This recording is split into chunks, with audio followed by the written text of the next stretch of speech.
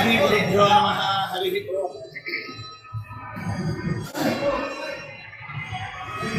ವ್ಯಾಸಾಯ ಭವನಾಶಾಯ ಶ್ರೀಶಾಯ ಗುಣರಾಶಯೇ ಹೃದ್ಯಾಯ ಶುದ್ಧ ವಿದ್ಯಾಯ ಮಧ್ವಾಯ ಚ ನಮೋ ನಮಃ.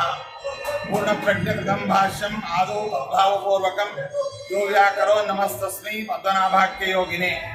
ಸಸೀತಾ ಮೂಲರಾಮಾರ್ಚ ಕೋಶೆ ಗಜಪದೇ ಸ್ಥಿತ ಏನಾನೀತಾ ನಮಸ್ತಸ್ಮೈ ಶ್ರೀಮಂತ ಹರಿವಿಕ್ಷವೇ.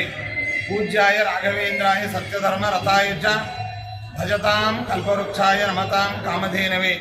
ಸುಷಮೀಂದ್ರ ಕರಾಬ್ಜೋತ್ಥಂ ರಾಘವೇಂದ್ರ ಗುರುಪ್ರಿಯಂ ಶ್ರೀಯತೀಂದ್ರ ಗುರುಂ ವಂದೇ ಮೂಲರಾಮಾರ್ಚನೆ ರಥಂ.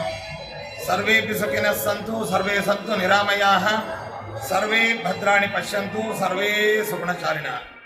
ಇಂದು ಹಂಸನಾಮಕ ಪರಮಾತ್ಮನ ಶ್ರೀಮನ್ ಮಧ್ವಾಚಾರ್ಯರ, ಶ್ರೀ ಪದ್ಮನಾಭ ತೀರ್ಥರ, ಶ್ರೀ ನರಹರಿ ತೀರ್ಥರ, ಶ್ರೀ ರಾಘವೇಂದ್ರ ಸ್ವಾಮಿಗಳವರ ಅವಿಚ್ಛಿನ್ನ ದಿವ್ಯ ಭವ್ಯ ಪರಂಪರೆಗೆ ಇಂದು ಒಂದು ವಿಶೇಷವಾದ ಜಯ ಅನ್ನುವಂಥದ್ದು ಕರ್ನಾಟಕದ ಉಚ್ಚ ನ್ಯಾಯಾಲಯದಿಂದ ಇವತ್ತು ಲಭಿಸಿದೆ.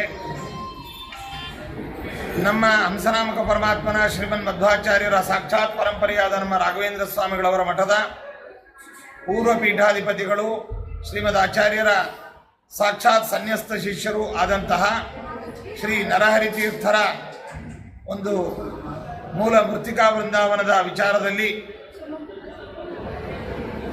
ಇಂದಿನ ವಿಜಯನಗರ ಜಿಲ್ಲೆ ಹೊಸಪೇಟೆ ತಾಲೂಕ ವೆಂಕಟಾಪುರ ಗ್ರಾಮದ ಹಂಪಿಯ ನಡುಗಡ್ಡೆಯಲ್ಲಿ ಏನು ವಿಜಯವಿಠ್ಠಲ ದೇವಸ್ಥಾನದ ಸಮೀಪದಲ್ಲಿ ದೊಡ್ಡ ಬಂಡೆ ಮೇಲೆ ನರಹರಿ ತೀರ್ಥರ ವೃಂದಾವನವಿದೆ.